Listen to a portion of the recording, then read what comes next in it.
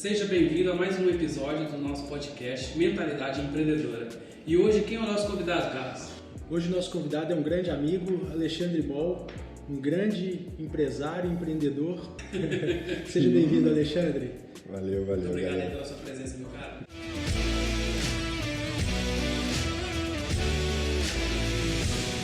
Obrigado, valeu. Prazer enorme estar aqui com vocês. Alexandre, a gente queria ouvir a sua história, cara, desde o início, como que é a sua jornada empreendedora. Conta pra gente aí, pontua todas as suas dificuldades, todas as suas conquistas, a gente está bem curioso e acredito que a galera também. Rapaz, falar da nossa história é sempre difícil, né? Nunca é fácil. Mas vamos lá. Eu, em primeiro lugar, eu me considero de nascimento privilegiado. Já vocês vão entender por que de nascimento privilegiado. Eu nasci numa cidade... Na verdade, eu nasci em Vitória, Espírito Santo, mas apenas fui nascer em Vitória. Eu sou de Mantena, Minas Gerais, uma cidade de 26 mil habitantes hoje, porque já teve 36. Então, quando eu nasci, era maior do que é hoje. A galera tá saindo.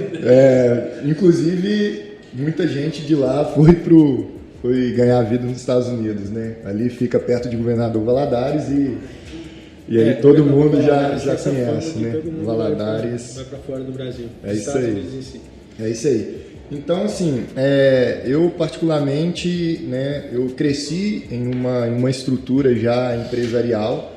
A minha família sempre teve negócios na cidade e diversos ramos, inclusive.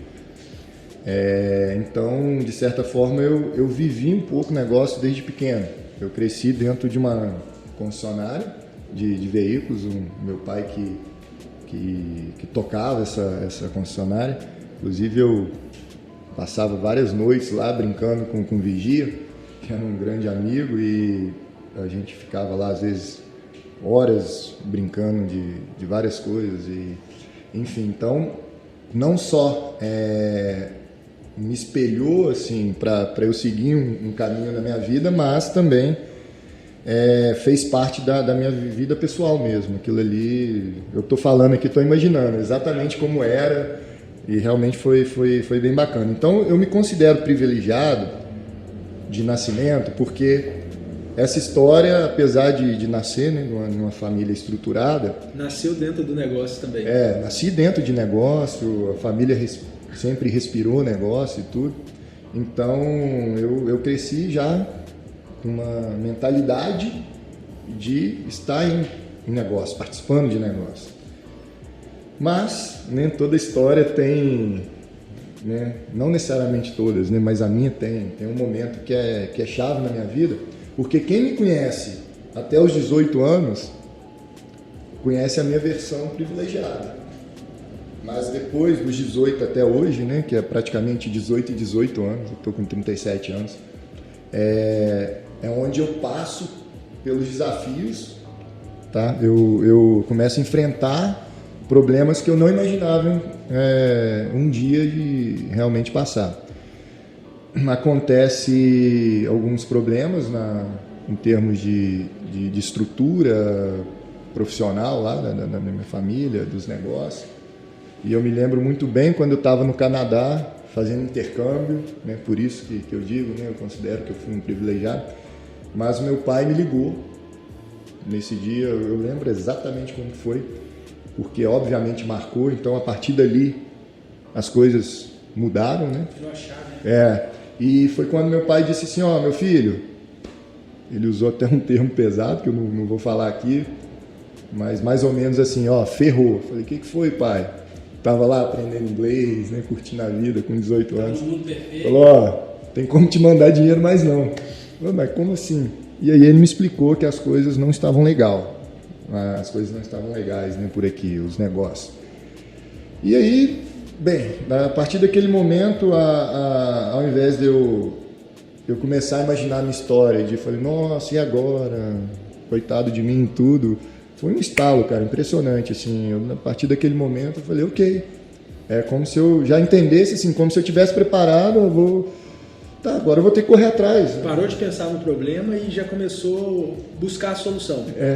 A gente fala muito isso, né? Ontem mesmo a gente falou exatamente disso. A gente acredita muito e prega muito isso na empresa aqui, que é 10% do foco no problema, né? Até porque a gente, tem que usar o problema como aprendizado, mas 90% do foco tem que estar na solução. Isso. Né? É isso aí. 18 anos você ter essa noção, essa perspectiva. Igual você falou, um start. Mas nesse processo... Você... Cara, e você não tem ideia do que eu estava fazendo 2, 3 meses depois. Eu estava limpando, tirando lixo numa cidade dos Estados Unidos de um prédio lá de 3 andares de engenheiros. Mas por quê? Porque eu tinha um sonho, eu gosto muito de futebol, e tinha um sonho de fazer faculdade lá nos Estados Unidos e jogar futebol, ganhar bolsa através do futebol. Só que como meu pai falou, poxa, meu filho, eu não tenho como te mandar mais dinheiro, deixa eu tentar me movimentar. E aí eu desci para os Estados Unidos, eu tinha alguns parentes, todo mundo tem parente nos Estados Unidos, de Montana, todo mundo tem parente lá. E aí, inclusive, eu passo primeiro na região lá do norte dos Estados Unidos, fico um tempinho e depois eu vou para o sul, na casa de uma tia, de um tio, e perguntei a eles, tem como eu ir e tal, mas eu sei que as coisas não são fáceis, me arruma aí, eles trabalhavam com faxina, falei, poxa, me arruma aí alguma coisa para eu fazer, e enquanto eu trabalho, meio que ajuda aí nas despesas da casa e tudo. E aí eu fiquei, basicamente, eu acredito que foi isso, uns 3 meses lá. Enquanto eu aguardava uma resposta do visto, eu era responsável de fazer a limpeza, tirava lixo de todos os escritórios e tal, tinha que tirar poeira. O meu tio muitas das vezes ia comigo e a gente tinha que, enfim, fui para faxina, cara, 3 meses. E quando eu digo que foi a virada de chave na minha vida, porque a partir daquele momento, eu sempre tive tudo, cara, de fato, não posso reclamar, mas o que é mais difícil, será?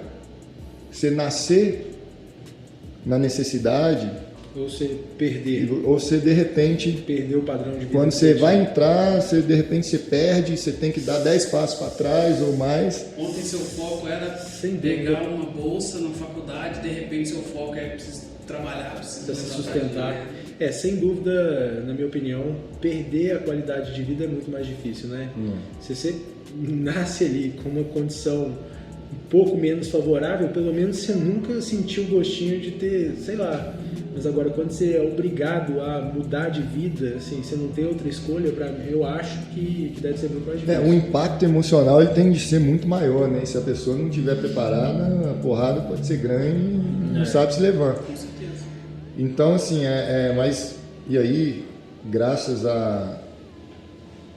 eu diria até o meu pai, eu lembro muito bem, cara, meu pai nunca me deixou tirar o pé do chão. A gente moleque, né, com 14 anos, 13, 15 anos, né, dependendo da forma que você vive, né, você tende às vezes a achar determinadas coisas, ainda mais no interior, né, eu venho de uma família muito estruturada financeiramente no interior, e aí meu pai sempre me falou algo, cara, que isso marcou e que talvez foi fundamental nesse momento. Quando ele sentia que eu estava tirando o pé do chão, ele me chamava e falava assim, cara, o que você pensa que você é? Assim, você quer ver gente que tem dinheiro? Você tem que ir para Vitória, cara.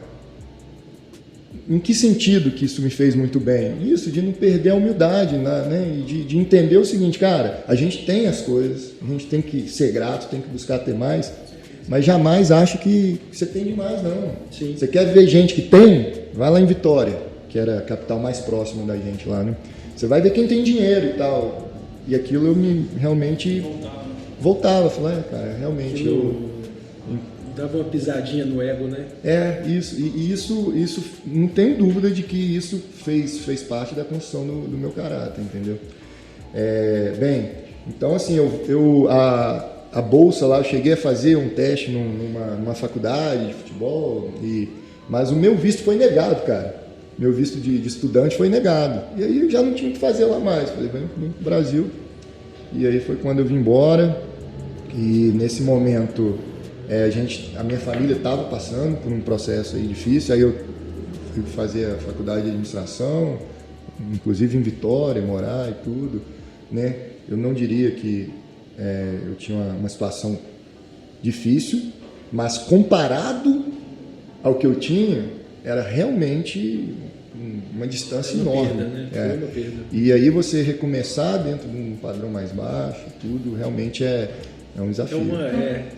A gente falou muito disso ontem, por coincidência a gente falou, cara, às vezes é necessário, principalmente para o empreendedor, dar um passo para trás para dar 3 para frente. Quando eu falo dar um passo para trás, é para a gente realmente começar a dar valor às coisas, a aprender com os erros que a gente teve, né? Para que a gente não cometa esse erro quando a gente estiver numa proporção muito maior.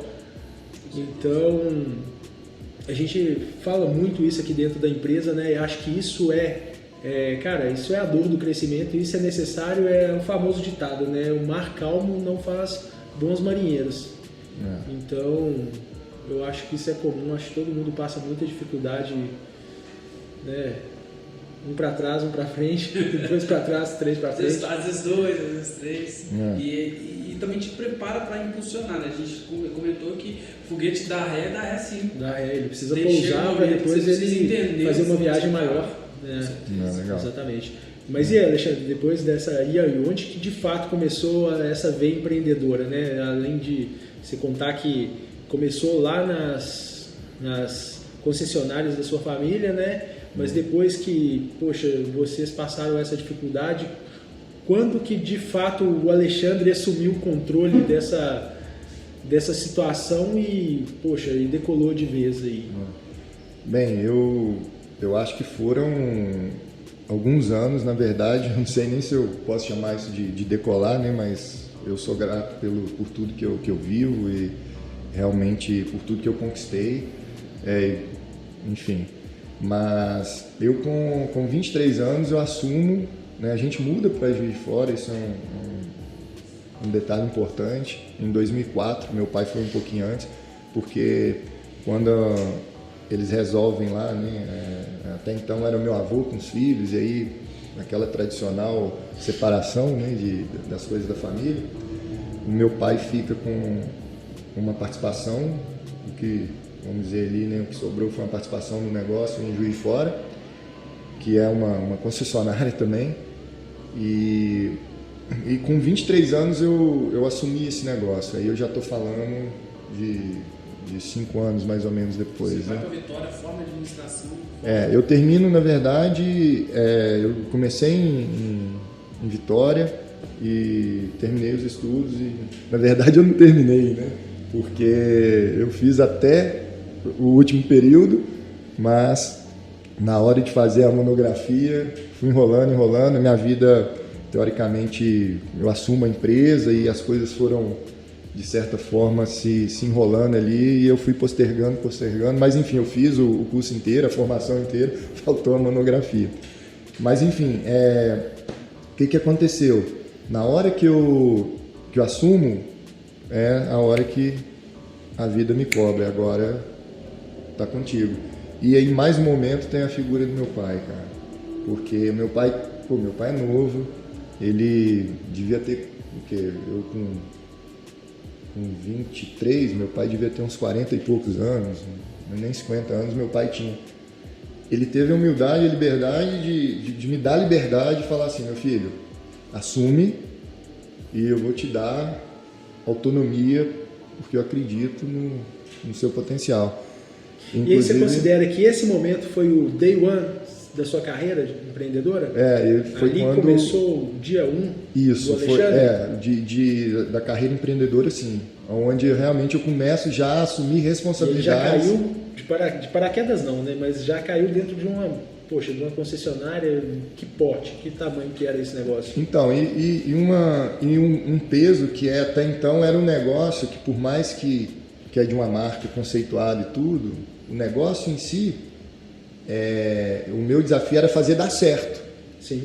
Entendeu? Eu entro teoricamente com essa obrigação, né?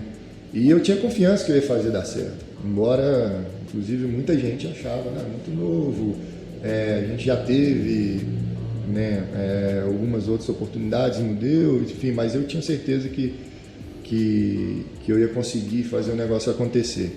E ali, naquele momento, desde o primeiro dia, cara, eu entrei no negócio já com a cabeça, eu preciso fazer esse negócio não depender de mim. Fazer dar certo para mim não é eu chegar e fazer as coisas dependerem de mim e da minha competência diária ali e tal para dar certo. É eu construir um negócio com pessoas certas, com processo certo e o negócio ser independente. Autogerenciado.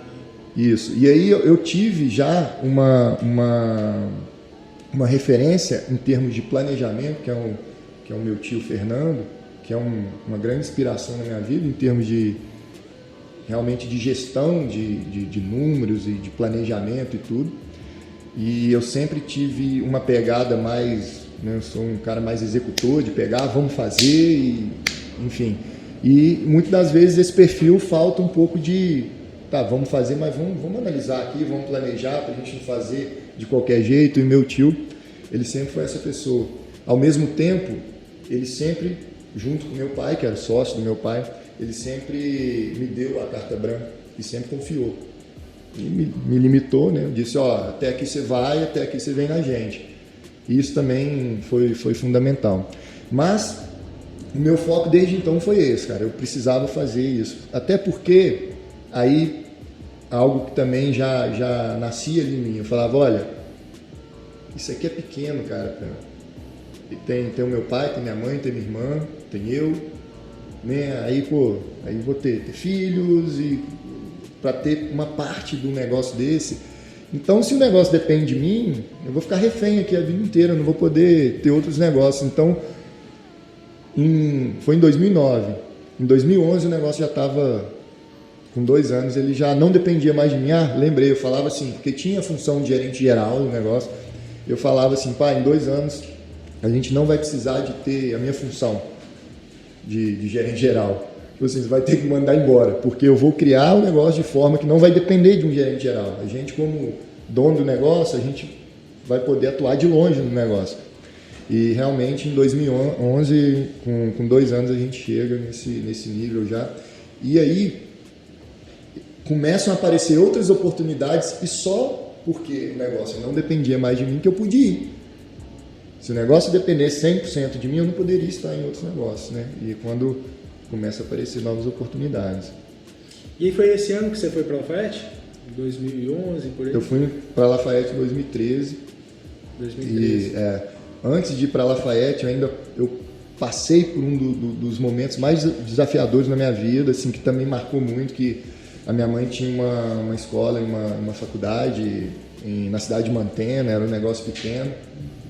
E aí ela também fala, meu filho, eu queria que você viesse aqui dar uma olhada no negócio. E aí eu cheguei lá, o negócio, poxa, não estava legal.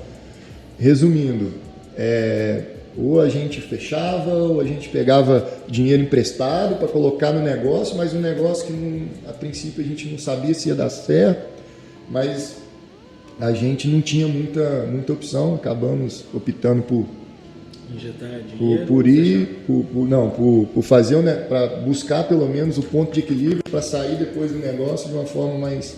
Então não deixou o negócio quebrar, né? Não deixamos, pelo contrário. Na verdade ele estava no caminho para isso acontecer, mas a gente conseguiu realmente reverter. Só para você ter ideia, como era tudo limitado, cara, a gente precisava fechar 2 turmas. Imagina que era meio do ano, até o final do ano a gente tinha que fechar na faculdade 2 turmas para poder conseguir chegar no ponto de equilíbrio do negócio.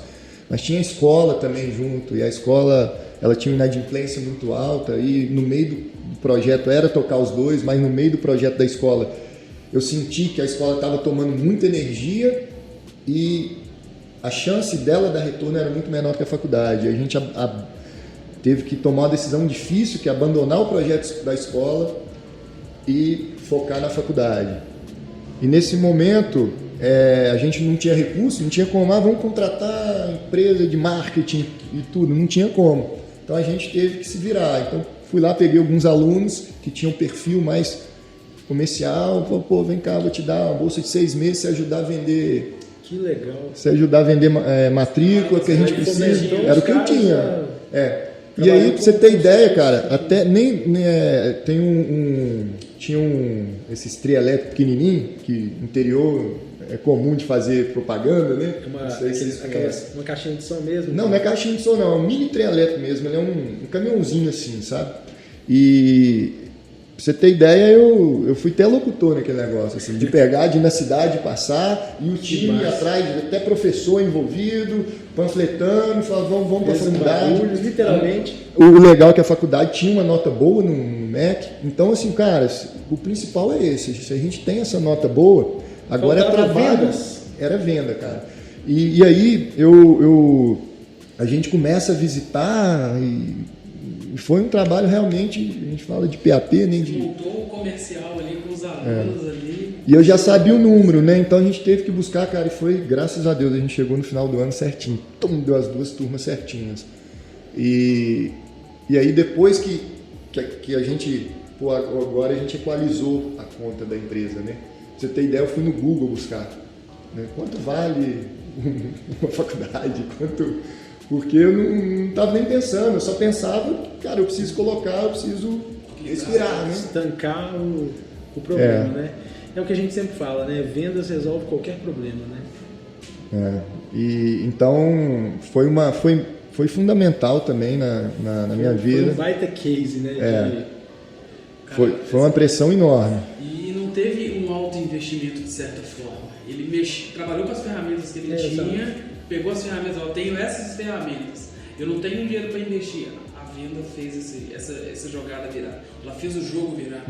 E ao mesmo tempo, era uma estrutura antiga, não tinha nem ar-condicionado nas salas e tudo. Pô, e mantendo Valadares ali, né, eles brincam que muito quente. Tem 2 estações no ano, né, lá, né? O verão e o inferno, né? Então, realmente o negócio lá é bruto. E o que eu percebi?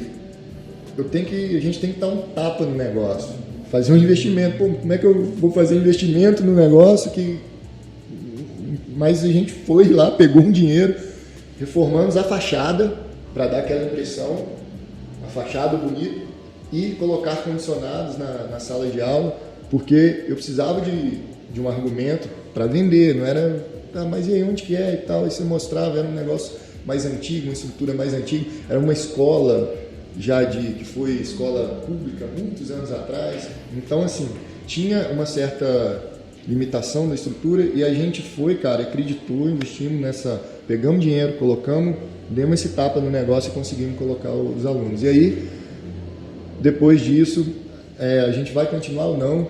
Já não fazia muito sentido, porque minha mãe ficava em Mantena e a gente Juiz de Fora, né, cara? É muito longe. E nessa necessidade de querer trazer minha mãe para perto, pô, vamos vender o negócio. E aí fui atrás, a gente conseguiu vender, realizar o negócio. Né? Foi pessoal, a princípio eu vendi para um cara do Pará, lá de Belém do Pará, ele tinha uma faculdade lá, ele veio, comprou o negócio, chegou a pagar umas 2 parcelas e sumiu. E depois disso...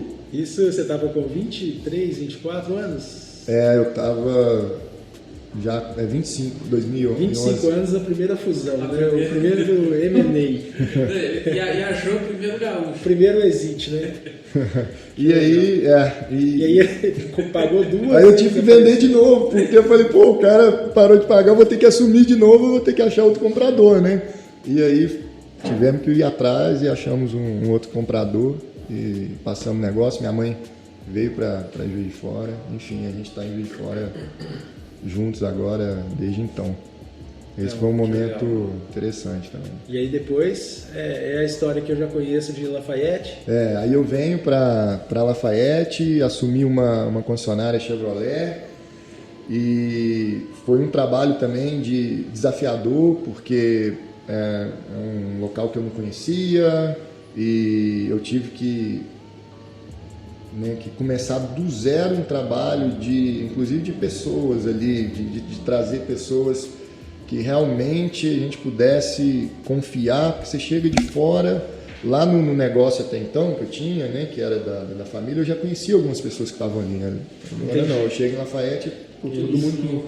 E era, cara, imagina uma pessoa de 23 anos, ou depois de 25, chegando para assumir fala, não, isso aqui vai ser agora o líder do seu negócio, né? Aquela Então, restrição, aquela primeira barreira, né? enfim, realmente era desafiador, e eu sempre levei uma característica comigo, de ter realmente pessoas que fazem diferença no negócio. Eu sempre falo, mais do que ter o negócio, é ter negócio com pessoas certas. É esse que é o diferencial. Eu nunca perdi tempo com gente que eu percebia que estava ali simplesmente para trocar a hora dele por um valor específico e que não pudesse entregar mais nada daquilo, né? Então, assim, eu acho que aos poucos a gente foi transformando e, inclusive, essa concessionária hoje, ela é referência em gestão, apesar de ser uma concessionária pequena.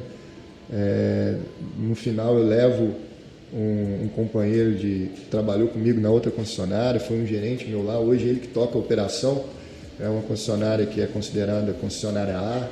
E também já roda sozinho. E já roda sozinho. Só com ele gerenciando. E eu saí em 2015, assim, do dia a dia, foi mais ou menos isso. Eu fui lá, fiz o trabalho duro, horas e horas de trabalho, mas sempre com aquele pensamento. Cara, eu vou trabalhar horas e horas agora para depois folgar, para depois eu ter horas para procurar novos negócios, que eu não posso ficar preso a isso daqui. E aí foi mais ou menos nessa época que a gente se conheceu, né? Tava no início lá do JAR, né? Eu lembro que o Alexandre começou a frequentar lá e eu falo isso que o Diego, que era meu sócio, né? Desde a primeira loja, ele tinha uns gostos meio exóticos, né? E aí, cara, ele mandou fazer uma regatinha verde abacate, cara. E eu lembro que eu trabalhava com aquela regatinha verde abacate, e aí chega o Alexandre, todo refinado, assim, já usando social, blazer. Eu falei, caramba, bicho, eu queria ser igual esse cara. Tipo, não, tô falando sério agora. Eu falei assim, ele despertou uma admiração, que ele já era um executivo, ele já era... Postura, poxa, ele veio transferido para virar o jogo de uma concessionária que era referência na cidade de Lafayette. Posso falar o nome? Globo Veículos, né? Uma concessionária, pô. Então, falei, poxa, isso é um case inspirador, né? Um cara de 25 anos, já teoricamente bem sucedido para nossa idade, né? Eu sou um pouco mais novo, mas assim, falei, poxa, eu queria ser igual a esse cara, né? Tipo, e aí o mundo dá muitas voltas. Aí a gente começou a ter contato, depois a gente se encontrou num bar lá, conversou mais um pouco. A gente era conectado por rede social, né? E recentemente o Alexandre me fez um convite para participar de um projeto. Cara, eu fiquei muito, muito feliz, né? Até acho que a gente não conversou isso, mas assim, poxa, para mim foi muito legal, né? A gente vê, falando lá atrás, um cara que eu admirava bastante e hoje a gente é sócio, né? E aí, Alexandre, cara, puxando esse gancho, eu queria, poxa, eu que já te conheço há algum tempo, né? Eu sei que você gerencia algumas coisas, eu sei que você ajuda muitas empresas, né? Que você presta um serviço de consultoria, você fez isso, você já falou na empresa do seu pai, na concessionária, na faculdade da sua mãe, você foi para Lafayette para isso, você tem outros projetos. Cara, como que é gerenciar esse tanto de coisa? Como que é gerenciar esse tanto de pessoas em locais diferentes, negócios diferentes? Cara, me explica a complexidade disso. Então, isso tudo, né, a história ela segue, né? E ali, quando eu tenho essa visão de que eu preciso fazer esse negócio andar sozinho, porque ele andando sozinho, eu tenho possibilidade de ter outros negócios. E não só isso, porque eu sempre tive um pacto muito grande de não ser refém de trabalhar horas e horas e tudo. No início, sim, pegar duro e tal, mas com propósito. Se eu organizar, eu tenho a calma depois, né? A tranquilidade depois. E nunca ser refém de um negócio. Só que, beleza, legal. Agora eu tenho uma participação aqui no negócio que não depende de mim. Mas agora tem um segundo, agora tem um terceiro negócio que eu tenho uma participação. Tem um quarto negócio. E aí é onde vem... Vira uma renda passiva, né, os negócios. Isso. Inclusive, né, nos Estados Unidos é uma pequena participação que eu tenho. mas de certa forma eu assumo para transformar o negócio, né, de deixar de ser uma companhia que depende de João ou Maria para realmente ser um negócio, que não depende de ninguém. Se sair o João ou Maria, o negócio ele continua, né? Mas, enfim, então, e agora? Beleza, são vários negócios, mas cada um tem um RP, cada um tem uma forma de se organizar, e aí eu começo a ter um problema novo, né? Que é como eu ser mais eficiente possível no sentido de organizar essa demanda que chega para mim. Eu tinha que buscar em lugares diferentes, organizar as demandas na própria empresa. E eu vou... Isso também é uma coisa bacana. Eu sempre fui no Google. O Google é um grande amigo meu. Pô, a gente é... né? Íntimo. Muito, muito, muito. Então, eu sempre digitava no Google, de tanto em tanto tempo, assim, nova ferramenta para isso e isso. Porque eu não me contentava, cara. Inclusive, eu sempre fui apaixonado por ter a informação, números, indicadores, para eu poder ter um poder de decisão mais assertivo, né? Inclusive, lá na concessionária Honda, sabe qual foi a primeira coisa que eu fiz quando eu assumi a concessionária? Foi contratar uma recepcionista para o showroom. Inclusive, quase nenhum concessionário de moto hoje ainda tem uma recepcionista no showroom. Mas eu falei, cara, como que eu posso pensar em fazer uma reunião com uma equipe de vendas se eu não sei quantos clientes que ele atende? Isso em 2009. E aí, eu coloquei essa recepcionista, tinha um Excel, e ela colocava lá o dia, a hora que o cliente entrou, até se estava chovendo, se estava com um dia ensolarado, enfim, e quem que atendeu, numa planilha de Excel. Então a ideia dessa recepcionista era só mensurar o fluxo de pessoas. O fluxo, para eu poder saber realmente qual que era a conversão. Legal. Não fazia sentido na minha cabeça eu estar ali, eu tenho uma equipe de vendas, eu via qual que é o melhor vendedor. Aquele ali. Por quê? Porque ele é o que mais vende. Tá, mas por que ele é o que mais vende? Muito subjetivo. Muito subjetivo. Né? Então, assim, isso já eu lá no primeiro ato foi isso. Não. Ou seja, eu preciso criar processos, né, que sejam confiáveis. Então, não só ter a recepcionista, mas eu preciso confiar que o número dela vai ser confiável. Senão também não adianta eu ter a ferramenta ali e não ter o processo bem definido. Eu sempre fui apaixonado por processo e por número. E aí eu chego nessa fase da minha vida que tem alguns negócios, que eu participo de alguns negócios, que realmente me obriga a dar espaço. Eu vou, como eu disse, eu vou lá no Google, né? Começo a buscar por ferramenta e se eu não me engano, foi um conhecido que tinha uma empresa de CRM, que eu acho que eu contratei. Ele viu na época o Trello, enfim, e comentou comigo. Aí eu fui lá ver o que era o Trello e tudo. Deixa eu voltar só um pouquinho, vou sair do contexto, mas aí depois você volta exatamente na parte do Trello. Hoje a concessionária é um licenciado, é uma representação ou é uma franquia? Sim, é uma espécie de franquia. A gente tem uma bandeira, né, que a gente fala, a bandeira. E assim, como que era feita a aquisição de clientes? Assim, como que as pessoas chegavam até a loja? A franquia auxiliava alguma coisa disso? Não é o fluxo normal, né? É uma marca líder, né? Que é a Honda do mercado. Então tinha um fluxo de showroom e tem o trabalho também da equipe externa que ia... Entendi. Mas o CRM já não era suficiente para gerenciar? Não existia CRM ainda. Não existia. Na verdade, 2009... Na verdade, tinha o sisteminha lá, tinha o que eles chamavam, que era de CRM. Eu comecei a usar lá, mas o negócio não funcionava direito. E eu acabei sendo até um cobaia lá, de ficar mandando, você precisa fazer isso, não está funcionando isso aqui. Falei, não vai dar certo, enfim.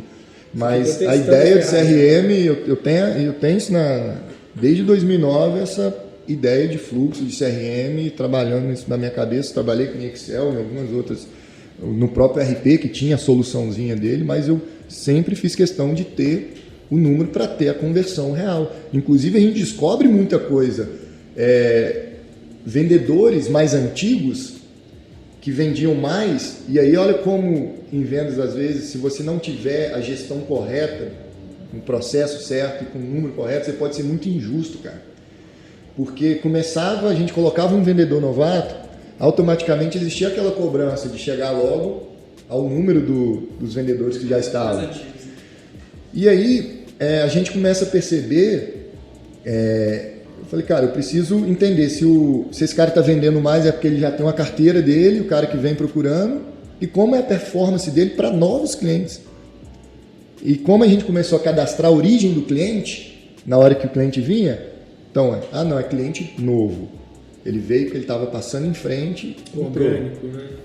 Ele veio, entrou, esse cliente é da carteira do vendedor. E aí eu tenho 2 funis agora.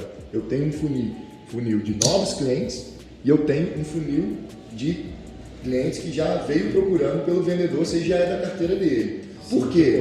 Porque para eu poder avaliar esse novato, eu não posso avaliar de forma geral. Eu vou analisar no funil de novos clientes, para ver como que é a performance dele de novos clientes com esses que estão lá com novos clientes. E aí a gente tem inclusive várias surpresas. Vendedor que tinha uma conversão geral muito alta, mas quando você pegava que ele atendia novos clientes, ele tinha uma conversão às vezes mais baixa que o novato. Surpreendente. A métrica dele e conseguiu. E a gente passa a ter uma análise mais justa, né? Então, assim, inclusive até para a equipe, para você mostrar a importância do processo, é você mostrar isso. Porque, né, olha, se vocês preencherem da forma certa, e aí por isso a recepcionista, e essa recepcionista, ela tem que garantir que o processo está sendo bem feito, as né? informações são isso. reais. Então, sentou alguém lá na mesa do vendedor, tem que dar satisfação de quem é. Porque, peraí, sentou e não cadastrou no sistema? Jamais, não pode. Ou então você justifica, né? Isso aqui é meu avô que está sentado, vem me ver, não, tudo bem. Porque senão você pode estar sendo injusto e a gente vai ter um número que a gente não pode confiar. E está mascarando, né, os resultados. E eu sou fascinado com CRM. Realmente não vejo um processo de venda que não tem CRM, não faz sentido, né? Está até na nossa coisa ali, ó. A gente fala dos 4 principais conceitos de venda e, cara, o CRM entra exatamente no 2 ali, que é a organização. Vendedor que não usa CRM é uma máquina de desperdiçar a oportunidade, literalmente de jogar dinheiro fora, né? Mas conta pra gente, Alexandre, aí depois disso você conheceu o Trello, isso foi lá em... Isso foi, aí a gente já, tô falando aí de 2016... Porque você via a necessidade de centralizar todas as informações. 2015 eu entro com a participação lá nos Estados Unidos no negócio, aí agora eu passo realmente a ter uma necessidade maior ainda. São inclusive ramos diferentes, né? Lá é construção, aqui era concessionária, enfim. E o que acontece? O Trello, ele se apresenta como a solução da minha vida, cara. É tudo que eu preciso. Eu vou desenhar aqui processos e vou colocar todas as empresas para usar e, enfim, eu vou começar a me organizar por aqui. E aí eu lembro, inclusive foi em Lafayette o primeiro dia que eu sentei lá no hotel, eu e o até então o gerente de pós-venda que a gente tinha. Eu falei, vamos sentar aqui nessa ferramenta, vamos começar a ver como que a gente vai usar ela. E ali eu comecei a criar já, desde o primeiro dia que eu já vi, eu tenho que ter um método para usar isso. Não posso simplesmente pegar a ferramenta e cada um usa de qualquer forma, porque não vai chegar em nada, né? E aí a gente começou a criar umas regrinhas para usar. É nesse momento que nasce, começa a nascer o método, né? Que hoje a gente chama de MAGO, né? O que significa MAGO? Que é o método ASMOL de gerenciamento organizacional. A ASMOL seria a minha empresa de consultoria, né? Legal. E então, nesse momento, a gente começa a trabalhar a ferramenta, a gente começa a trabalhar o Trello. Porém, eu acredito que todo mundo que usa ou que usou o Trello chega no momento que ele começa a virar uma trelofobia. Cara, eu sou uma dessas pessoas. Eu nunca consegui utilizar o Trello. Assim, porque toda vez que a gente pega para utilizar uma ferramenta, você deposita a confiança 100% nela. E a hora que ela falha, cara, ela te joga no mato, assim... Estabiliza todo o processo. Exatamente. E aqui na empresa a gente teve muito problema, né? Sumia muito cartão, a gente perdia controle, a gente tinha que entrar em cartão por cartão, quadro por quadro, para ver o que dependia da gente. E aí eu testei o Trello, testei o Asana, testei aquele Runrunit, e assim, o conceito era interessante, mas a sensação que eu fiquei era que faltava algumas coisas para amarrar o processo, para deixar o processo mais, vamos dizer, fidedigno, confiável, né? Então, assim, é aquilo que eu falei, você confia demais, aí você dá uma escorregada por causa de uma bobeira, que é um cartão que some, e aí vou dar um exemplo aqui da empresa, da Global Embalagens, e aí é uma arte de cliente que não é confeccionada, que só isso aqui é só do cartão que sumiu. É uma arte de cliente que não é confeccionada, que não vai para produção, e a gente está achando que está tudo normal, quando vê, tem 60 dias que o cliente está esperando. Mas estava no Trello, né? Mas estava no Trello. O cartão, não tem esse cartão, aí fica aquele jogo de empurra. A pessoa que ia receber o bastão fala que não estava. A pessoa que cadastrou fala que cadastrou e que estava lá. E você não acha, não tem dono, a verdade é essa. Então, assim, entre você fazer e fazer mal feito, cara, eu prefiro fazer por outros meios, mas que sejam confiáveis. Mais confiáveis. Exatamente. Inclusive, Carlos, eu tenho uma frase que eu sempre falei com a minha equipe quando eu vou treinar processos, e eu gosto do seguinte, de treinar a pessoa para aquele processo e mostrar o que aquilo impacta. Se aquilo gera informação, aí eu vou lá no BI que a gente tem e mostro. Olha aqui, tá vendo essa tela do BI? Ela é alimentada pelo processo que você é responsável. Se você não fizer o processo funcionar da forma certa, ou seja, se eu não tiver garantia que esse processo vai funcionar da forma correta, eu vou ter informação errada. E aí, a frase é: pior do que você não ter informação é você ter a informação errada. E isso, assim, a gente tem que ter muito cuidado, porque realmente, tá no Trello, mas a gente tem uma dificuldade de identificar, o cartão sumia, a pessoa tirava data, ou tinha membros lá, mas ninguém sabia cada membro aqui, o que eu vou fazer, o que eu não vou. O Trello é uma ferramenta. Daquela tarefa? O Trello é uma ferramenta fantástica, inclusive parte da minha inspiração, ou minha grande inspiração, vem do modelo que a ferramenta é, porém, ela sem o método aplicado, dependendo da quantidade de pessoas que você envolve, e de cartões e de quadro, ele vira um pesadelo, de fato. Então, qual que era a ideia? Olha que legal, cara. Você tem ideia, a gente cheguei até a montar um Power Up para o Trello. Mas antes de montar o Power Up para o Trello, com o método,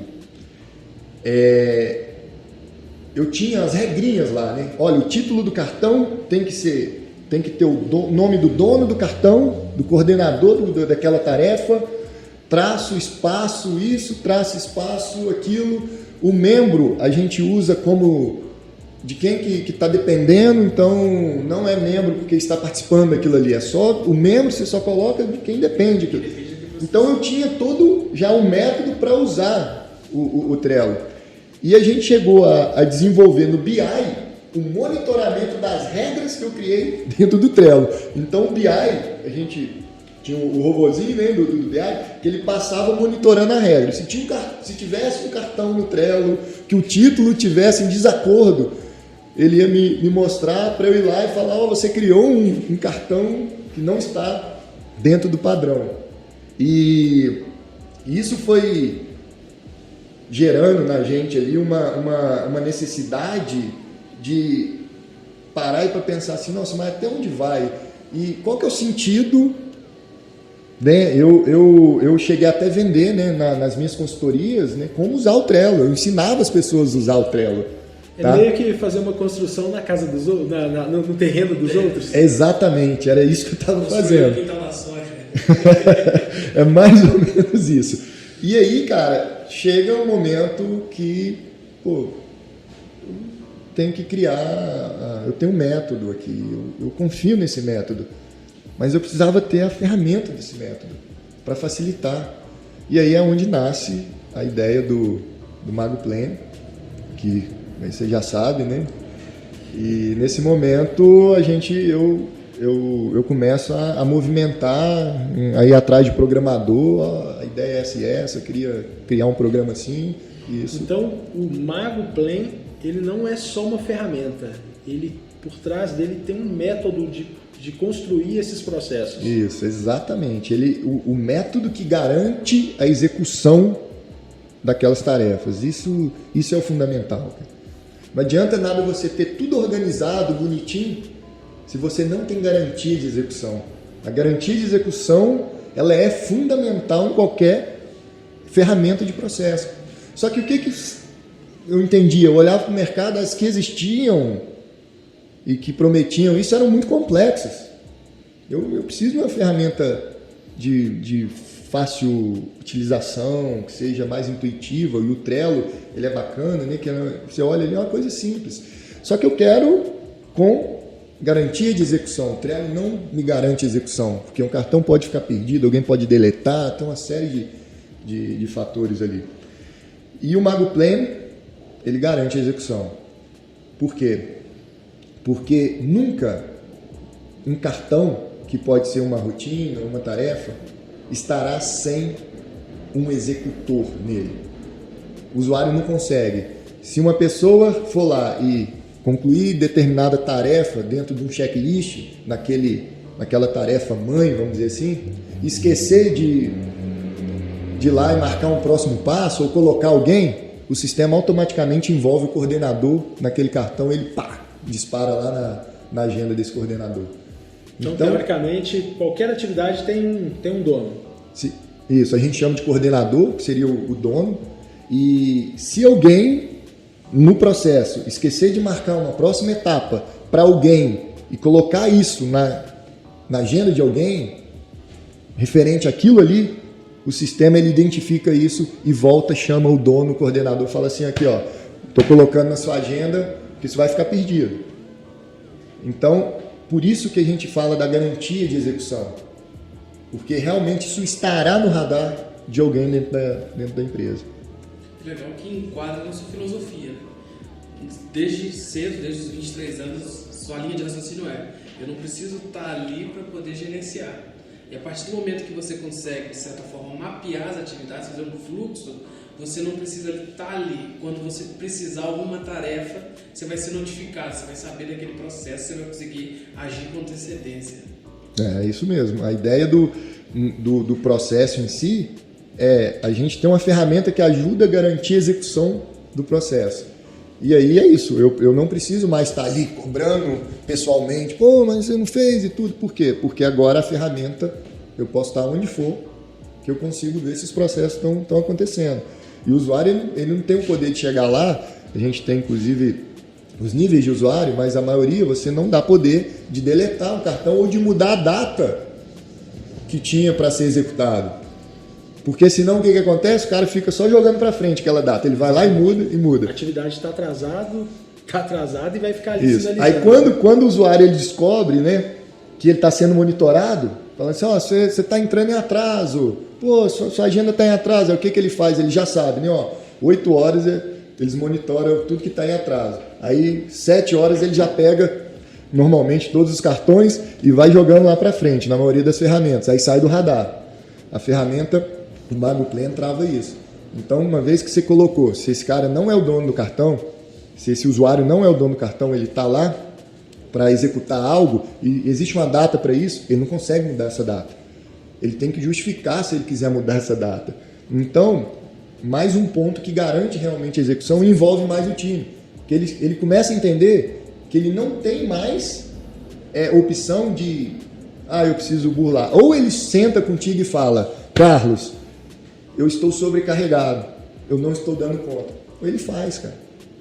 Porque senão vai ficar em atraso. E o mais legal, que independente do nível dessa pessoa dentro da organização, a direção, os gerentes, eles têm acesso, né, porque é uma ferramenta colaborativa, a essa agenda.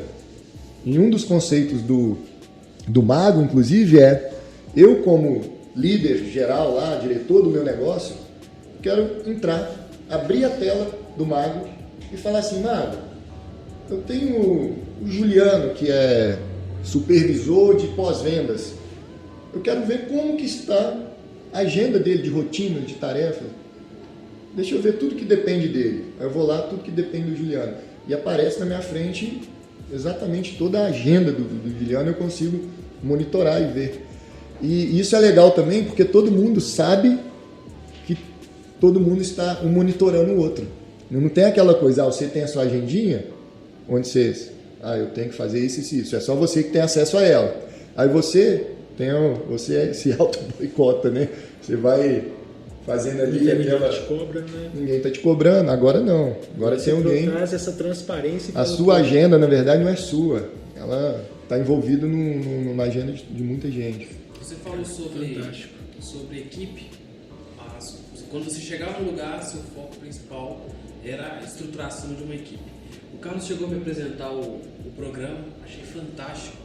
E assim, ele é intuitivo e autoexplicativo. Como que é o processo para implementar, para poder apresentar para as pessoas, para poder treinar as pessoas no Mago Plan? E assim, só fazer um adendo aí. Tem 2 meses que a gente está utilizando a ferramenta aqui, né, o Mago Plan aqui na empresa. E eu posso te responder por experiência que foi bem simples a implantação, realmente auto-intuitivo, né? E, cara, com toda sinceridade, acho que eu não te falei, mas melhorou muito, muito a entrega da minha equipe. Se eu fosse mensurar, assim, em dados, eu acho que a gente melhorou mais ou menos uns 40% no que diz respeito à execução, controle, cara. É sensacional. Eu consigo ver o que cada um está fazendo, né? A gente bate o olho ali, é muito fácil falar, saber se o Rafa, se a Carol, se o Elvis está sobrecarregado. A gente consegue mensurar uma pessoa que entrega mais do que a outra e... O gargalo, né, do processo, em quem que está travando. E assim, e trouxe uma praticidade para a gente que é gestor muito grande, né? Até um exemplo que eu falei com o pessoal outro dia na apresentação é que eu estava em São Paulo e eu tinha acabado de fechar uma feira que a gente ia fazer. E lá de São Paulo mesmo, eu consegui fazer o planejamento todo dessa organização dessa feira sem trocar uma mensagem de WhatsApp. Eu comecei falando, assinatura do contrato, quem que vai fazer, pagamento financeiro, quem que vai dar entrada no projeto, quem que vai validar o projeto, quem que vai fazer o material de marketing, quem que vai selecionar o time, quem que vai treinar o time. Aí eu já passei para compras, fechar hotel, ver o deslocamento, como que ia ser feito, e uniforme. Cara, é um projeto bastante complexo, porque envolve praticamente todo mundo do administrativo. Eu te falei de financeiro, de compras, de gerência de vendas, de gerência de marketing. E assim, a gente não trocou uma mensagem. E aí eu fui estipulando as datas, né, desde o início da assinatura do contrato até o dia da feira. E aquilo automaticamente vai martelando ali na agenda de cada um e a gente controla. Então, cara, diferentemente de todas as outras ferramentas que a gente testou, cara, ontem mesmo a gente falou que eu tenho uma premissa que eu só trabalho com coisas que eu acredito, né? Dou exemplo das máquinas soft. Antes de comerciar essas máquinas, cara, eu comprei quase 30 máquinas. As embalagens, eu fui cliente mais de um ano dessas mesmas embalagens, quando o mercado ainda não acreditava que era um produto de valor agregado um pouco mais alto. E hoje, cara, eu vendo essa ideia porque fez a diferença no meu negócio e mudou o nosso jogo aqui. Na parte, acabou virando estrutura da empresa, né? me veio, agregou e virou estrutura. E chega um momento que você vai perceber que olha como que parece que agora as coisas são bem simples. Cada um vai chegar, vai abrir o Mago Pleno e vai clicar lá no botão Depende de mim. E vai aparecer tudo dentro das empresas, ou da empresa, ou dos departamentos que ele está, que depende dele para ele executar. E se cada um faz isso, e se cada um, né, faz a sua demanda, ou seja, o que está acontecendo? O processo está girando. Exatamente. Né? E se não gira, você sabe onde que não está girando. Né? Você disse que você percebeu que houve melhora. Né? Se não houve melhora, você consegue pelo menos entender onde que você precisa melhorar, onde o processo está parando. Não, bacana. Ô Alexandre, deixa eu te fazer, a gente está caminhando para o final, mas deixa eu te fazer uma pergunta. A gente está falando do Mago, mas quando de fato que essa ferramenta vai estar disponível para o mercado? A gente está planejando início de junho já iniciar a captação de clientes. Inclusive, a gente já entra em pré-venda, né? A gente vai abrir uma listagem aí dos primeiros clientes com uma condição especial, certo? E a nossa ideia é mais uns 2 meses a gente já entrar de forma bem mais agressiva, né? Já tendo a possibilidade de estar captando aí centenas, milhares, se Deus quiser, de usuários. Já está pronto para a escala, né? Já. E quem tiver interesse em participar dessa rodada teste? Então, tem possibilidade? Tem a possibilidade. Vamos deixar aqui, né, o contato do nosso time para poder fazer a explicação de como que seria isso, né? Nós vamos deixar também na descrição pro pessoal o link, né, do pré-cadastro para poder conseguir segurar essa condição especial. Né? Isso, é isso aí. Vai ser limitadíssimo, porque a gente, inclusive, na verdade, a ferramenta, isso é importante, né? Ela já está rodando em várias empresas, né? Então, assim, a gente não vai começar a rodar empresas. Só que a gente ainda quer... Beta, né? Só que a gente está querendo agora, nesse início, captar algumas empresas, né, de nichos diferentes, inclusive do nosso, né? Também para testar, e quem quiser vai ser muito bem-vindo a gente conversar sobre. Eu tenho certeza que vai fazer muita diferença não só na empresa, mas na vida de muito empresário, porque empresa organizada, a vida do empresário é mais fácil. Né? Exatamente. Alexandre, queria te agradecer por ter aceito o nosso convite. Queria te dizer que, cara, o seu perfil tem muita sinergia com o que a gente quer promover nesse canal, né? A gente fala de mentalidade empreendedora porque a gente quer fomentar isso nas pessoas, incentivar as pessoas a empreenderem, né? E, cara, a gente viu muita... seu perfil você já ajuda muitas empresas, né, com consultoria, participa ativamente de diretorias, acho que conselhos. E, cara, brigadão. Eu acho que esse conteúdo ajudou muito, muito mesmo. E vamos junto aí. Valeu, obrigado. Novamente, agradecer a sua presença. Foi, para mim, né, o Carlos já está no ramo, já é um grande empreendedor. Para mim, que estou começando também, é muito importante eu captar essas informações. Agradeço muito a sua presença. Valeu, eu que agradeço aí, galera. Valeu, obrigado, viu?